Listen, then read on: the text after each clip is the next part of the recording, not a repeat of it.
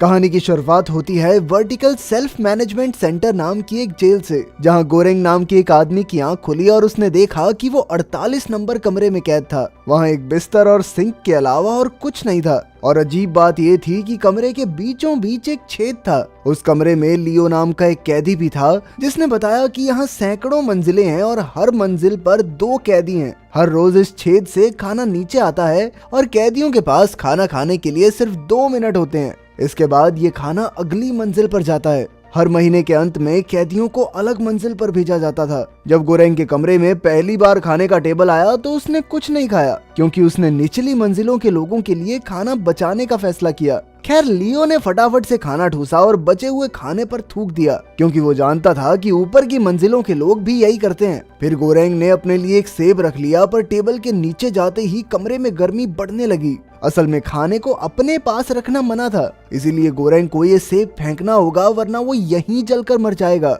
तब गोरेंग को वो इंटरव्यू याद आया जो उसने इस जगह पर आने से पहले दिया था। उसने एक कागज पर दस्तखत किए थे, जिसके मुताबिक वो अपनी मर्जी से यहाँ से बाहर नहीं निकल सकता। हर कैदी को जेल में कोई एक चीज लेकर जाने की इजाजत थी, और गोरेंग अपनी पसंदीदा किताब साथ लाया था। गोरेंग यहाँ अपनी मर्जी से आया था और 6 महीने पूरे होते ही उसे ढेर सारे पैसे मिलेंगे। अगले दिन गोरेंग ने एक बार फिर से कुछ नहीं खाया। उसने लियो से उसकी कहानी पूछी तो लियो ने बताया कि एक दिन उसने टीवी पर एक अनोखे चाकू की एड देखी और तुरंत ही उसे खरीद भी लिया। पर कुछ ही दिनों में कंपनी ने उससे भी अच्छा चाकू निकाला, जिससे लियो को इतना गुस्सा आया कि उसने टीवी उठाकर खिड़की से बाहर फेंक दिया, जो एक राह चलते आदमी पर गिरा और उसकी मौके पर ही मौत हो गई। इसके बाद लियो को वहां लाया गया और वो 132वीं मंजिल तक भी रह चुका है। पर उसने कहा कि यहाँ और भी मंजिलें हैं। निचली मंजिलों के कैदी अक्सर भूखे रह जाते हैं, क्योंकि वहाँ तक खाना पहुँचता ही नहीं। अब गोरेंग ने सोचा कि अगर सब बराबर खाना खाएं तो नीचे के कैदियों तक भी राशन पहुँच सकता है।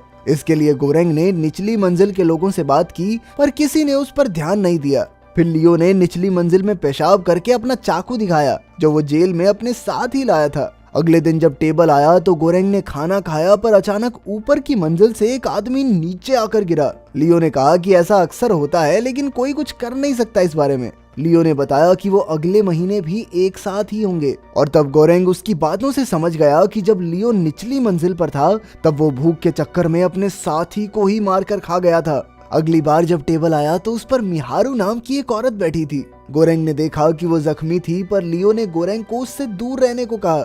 मिहारू हर महीने एक बार टेबल पर बैठकर नीचे तक जाती थी, ताकि वो अपने खोए हुए बच्चे को ढूंढ सके। साथ ही वो कई कैदियों को भी मार डालती थी, ताकि अगले महीने उसे अपने बेटे के साथ रखा जाए। शायद पहले जो आदमी गिरा था उसे मिहारू ने ही मारा होगा। लियो ने बताया कि मैंने किसी को मारा नहीं, बल्कि जो लाश मेरे कमरे में गिरी, मैंने सिर्फ उसका मांस खाया। इसके बाद जब मिहारू अगली मंजिल पर गई तो कैदियों ने उसका फायदा उठाने की कोशिश की। गोरेंग ने चिल्लाकर उन्हें रोकना चाहा, पर जल्द ही मिहारू ने उन्हें जान से मार डाला। आखिरकार महीना पूरा हुआ और सभी कमरों में गैस भरकर कैदियों को सुला दिया गया। जब गोरेंग की आंख खुली तो वो 171वीं मंजिल पर बिस्तर से बंधा हुआ था। लियो ने उसे इसलिए बांधा था क्योंकि गोरेंग जवान है और उसे गोरेंग से अपनी रक्षा करनी होगी। तभी बाकी मंजिलों से चिल्लाने की आवाजें आने लगी, क्योंकि सबकी मंजिलें बदल चुकी थी। जब गोरेंग के कमरे में टेबल पहुंचा तो खाने के लिए एक दाना तक नहीं बचा था। आखिरकार 8 दिन बाद लियो ने कहा कि देख भाई, बहुत भूख लगी है, अब कुछ तो खाना ही पड़ेगा। बेचारा गोरेंग रहम की भीख मांगता रहा, लेकिन लियो ने अपने चाकू के इस्तेमाल से गोरेंग की टांग से मांस निकाला और उसे खाने लगा। पर तभी टेबल पर बैठकर मिहारू वहां आ गई। मिहारू को याद था कि गोरेंग ने उसकी मदद करने की कोशिश की थी, इसलिए मिहारू लियो पर कूद पड़ी और उसी के चाकू से उस पर हमला कर दिया। फिर उसने गोरेंग को आजाद करके चाकू दिया और गोरेंग ने एक ही झटके में लियो का काम तमाम कर दिया। इसके बाद गोरेंग बेहोश हो गया और बाद में जब उसकी आंख खुली तो उसने देखा कि मिहारू ने उसकी टांग पर चादर से पट्टी की थी और वो पास ही बैठकर लियो को खा रही थी। उसने थोड़ा बहुत मांस गोरेंग को भी खिलाया और फिर बिना कुछ कहे नीचे चली गई। कुछ दिन बाद लियो की लाश पर कीड़े आने लगे और गोरेंग उन्हें खाने लगा। भाई, इस मूवी ने मूड खराब कर दिया। खैर, जल्द ही उसकी दिमागी हालत बिगड़ने लगी और उसे लियो का भूत दिखने लगा। आखिरकार महीना खत्म हुआ और कमरे में गैस फैल गई। अब की बार जब लियो की आंख खुली तो उसने देखा कि एक कुत्ता उसे चाट रहा था। गोरेंग ने देखा कि अब उसे इमो नाम की एक लड़की के साथ रहना होगा। इमो वही लड़की थी जिसने उसका इंटरव्यू लिया था। वो अपने साथ अपना कुत्ता भी लाई थी और अब वो दोनों 33वीं मंजिल पर थे। वो लड़की थोड़ी सनकी सी थी और यहाँ पर अपनी मर्जी से आई थी। उसके मुताबिक यहाँ 200 मंजिलें थी, पर गोरैंग ने कहा कि हाँ होंगी, लेकिन खाना तो सालों के पास 50 के लिए भी नहीं है। इस पर ईमो ने कहा कि सब अगर अपनी जरूरत के हिसाब से खाएं तो सबका पेट भर जाएगा, लेकिन इसके लिए सभी कैदियों को एकजुट होना होगा। पर गोरैंग ने कहा कि ऐसा कभी नहीं होने वाला। बाद में जब खाना आया तो ईमो ने खुद और अपने कुत्ते को सिर्फ जरूरत के हिसाब से खिलाया। फिर उसने 2 लोगों के लिए प्लेट तैयार की और जब खाना नीचे पहुंचा तो उसने नीचे वाले कैदियों से उसकी बनाई हुई प्लेट में से खाने को कहा और कहा कि भैया प्लीज अगले कैदियों के लिए प्लेट बना देना। खैर लाजमी सी बात है कि उसकी किसी ने नहीं सुनी और गोरेंग ने फिर से कहा कि मैं ये सब करके देख चुका हूँ, कोई फायदा नहीं होने वाला। पर ईमो ने हार नहीं मानी और रोज लोगों को जरूरत के मुताबिक खाने को कहती रही। 2 हफ्तों बाद गोरेंग भी तंग आ गया और उसने नीचे वाले कैदियों से कहा कि आज अगर इस लड़की की बात नहीं मानी ना तो रोज तुम्हारे खाने पे मूत के भेजूंगा सालों। गोरेंग की ये तरकीब कामयाब रही और कैदी यही संदेश आगे पहुंचाने लगे। कुछ समय बाद टेबल आया तो उस पर मिहारू बेहोश पड़ी थी। गोरेंग और ईमो ने उसे बिस्तर पर लिटा दिया। शाम तक भी जब उसे होश नहीं आया तो बेचारा गोरेंग खुद जमीन पर सो गया, लेकिन जब उसकी आंख खुली तो उसने देखा कि वो दोनों लड़कियां लड़ रही थी, क्योंकि मिहारू ईमो के कुत्ते को मारकर खा गई थी। खैर अगले दिन वो टेबल पर बैठकर चली गई। गोरेंग ने ईमो को बताया कि मिहारू अपना खोया हुआ बच्चा ढूंढ रही है, पर ईमो ने कहा कि पागल वागल है क्या, 10 महीने पहले ये अकेली यहाँ पर आई थी। फिर बातों बातों में हमें पता चला कि ईमो को दरअसल कैंसर है। खैर जल्द ही महीने का आखिरी दिन आ गया और गोरेंग ने उसे कुछ खाने को दिया, क्योंकि हो सकता है कि कल कुछ भी नसीब ना हो पाए। लेकिन ईमो बिस्तर से ही नहीं उठी। अगली सुबह गोरेंग उठा तो उसने देखा कि वो 202वीं मंजिल पर था और उनके नीचे न जाने कितनी और मंजिलें थी। यह देखकर ईमो खुद को संभाल नहीं पाई और उसकी मौत हो गई। तभी गोरेंग को लियो का भूत दिखा और वो कहने लगा कि क्या गोरेंग अब इस लड़की को भी खा जाएगा। अचानक से उसे ईमो और उसका कुत्ता भी दिखने लगे, जो कह रहे थे कि उसे ईमो का मांस खाना चाहिए। गोरेंग ने उनके झांसे में ना आने की पूरी कोशिश की। वो अपनी किताब के कुछ पन्ने फाड़कर खाने लगा ताकि उसे भूख ना लगे।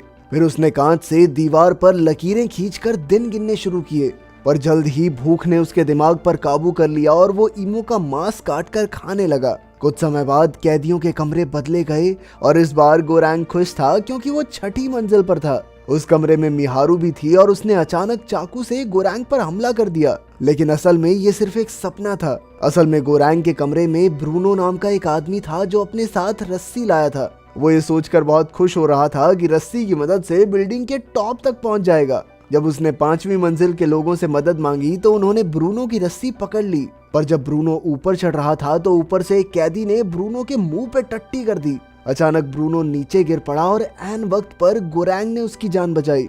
इस सब के चक्कर में रस्सी भी नीचे गिर गई। कुछ समय बाद गोरेंग को लियो और ईमो के भूत फिर से दिखाई देने लगे। लियो ने उसे कहा कि तुम्हें हिम्मत रखनी होगी, क्योंकि अब सिर्फ 1 ही महीना बाकी है। और ईमो ने उसे याद दिलाया कि कुछ भी अचानक नहीं बदलता। ये सब सुनकर गोरेंग जोश में आ गया और ब्रूनो की मदद से एक प्लान बनाने का फैसला किया। प्लान के मुताबिक वो कोई भी हथियार लेकर खाने के टेबल पर कूदेंगे और नीचे जाकर सबको उतना ही खाना देंगे जिससे हर एक कैदी का पेट भर सके। गोरेंग ने टेबल की स्पीड से हिसाब लगाया कि यहाँ 250 मंजिलें तो होंगी। ब्रूनो भी उसके साथ जुड़ गया और उन्होंने बेड तोड़कर लोहे के हथियार बनाए। फिर वो टेबल पर कूदे और 7वीं मंजिल पर पहुंचे। गोरेंग ने कहा कि इन कैदियों को तो कुछ नहीं मिलना चाहिए, क्योंकि इन्होंने कल ही तो खाया था और कल फिर से भी खाएंगे, इसीलिए उन्हें 50वीं मंजिल से ही खाना बांटना शुरू करना होगा।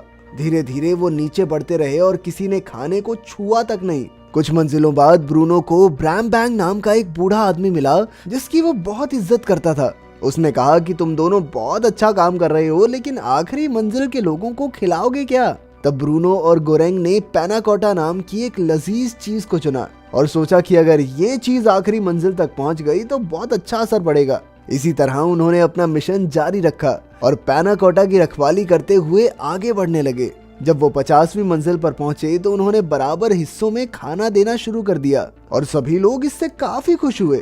जब वो 97वें फ्लोर पर आए तो उन्हें एक बीमार बूढ़ा आदमी मिला। गोरेंग ने उस बेचारे बूढ़े आदमी को थोड़ा सूप पिलाया। अगली मंजिल पर सिर्फ एक लाश थी और गोरेंग तुरंत समझ गया कि ये मिहारू का कमरा है। टेबल वहां पर रुका ही नहीं, क्योंकि वहां कोई जिंदा कैदी नहीं था। जल्द ही गोरेंग समझ गया कि उसका हिसाब गलत है और यहाँ 250 से भी कहीं ज्यादा मंजिलें होंगी।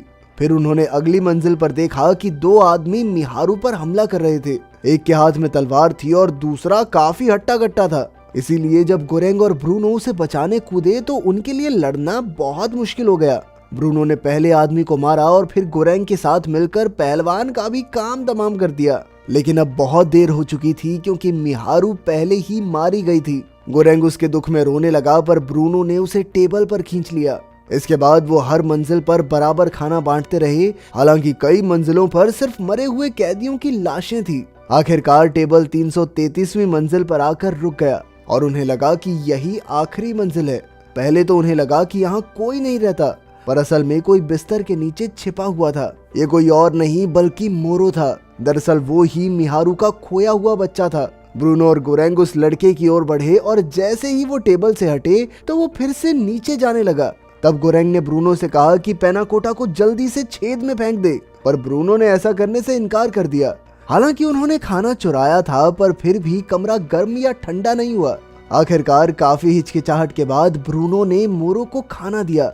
वो तीनों इसी मंजिल पर रुक गए और गोरेंग को लियो, इमो और अब मिहारू का भूत भी मिलकर सताने लगे। अचानक ब्रूनो भी इन भूतों के साथ मिल गया और कहने लगा कि ये बच्चा एक संदेश है।